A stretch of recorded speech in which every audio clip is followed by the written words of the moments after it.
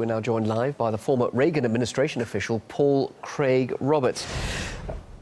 Now, Paul, the way that Victoria Nuland has been speaking, it seems that NATO seriously believes that Russia is set to invade the Baltic states. They might be that stupid. I wouldn't put any stupidity past Victoria Nuland. Look, what this is all about is Washington had hoped to grab Ukraine, especially the Russian naval base in Crimea, in order to evict Russia from the naval base and thereby cut them off from the warm water port and access to the Mediterranean. Now, Washington lost that game. So they're trying to retrieve it by starting a new Cold War. And that's what all this talk is about. Now they're pretending that Russia is going to invade the Baltics or Eastern Europe.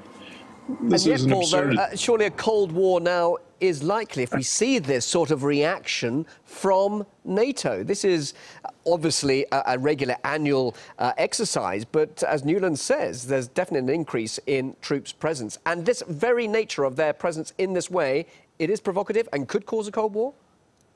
Well, Washington wants a Cold War. They need it. I mean, look, they've been defeated in Afghanistan. They were blocked from attacking Syria and Iran. So they've got to keep the military security complex funded, because that's where an important part of their campaign contributions come from. You see, when Washington gives the taxpayers' money to the military sector, it is cycled back in campaign contributions to keep them elected, keep them in office. So they have to have conflict. So with the wars in the Middle East winding down, apparently, they have to start a new conflict. And since they lost their plan to take over the Ukraine, which is defected, much of it, back to Russia, they're going to start a new Cold War.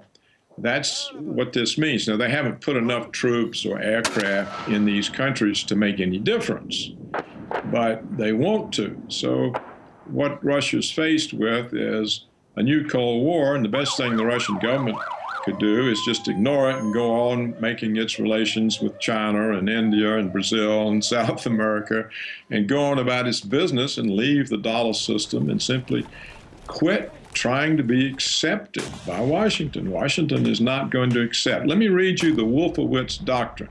This is Paul Wolfowitz, the Deputy Secretary of Defense.